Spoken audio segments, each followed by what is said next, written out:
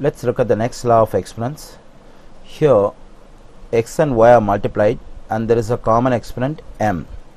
Whenever two terms are multiplied and there is common exponent, what we can do is we can distribute the exponent m to x and y, then we get x to the power of m times y to the power of m.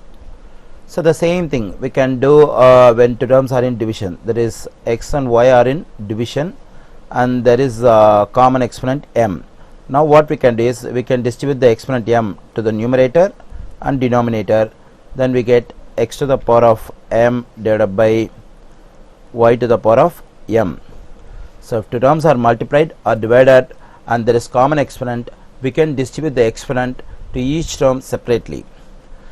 But some students will misunderstand this particular law of exponents, that is if two terms are in addition and there is a common exponent m, so what they will do is they will distribute this m to x and y and they will write it as x to the power of m plus y to the power of m. Actually there is no such a law in exponent. And also for in subtraction, it is two terms are in subtraction and there is a common exponent m, so they will write like this, x to the power of m minus y to the power of n. There is no such a law in exponent.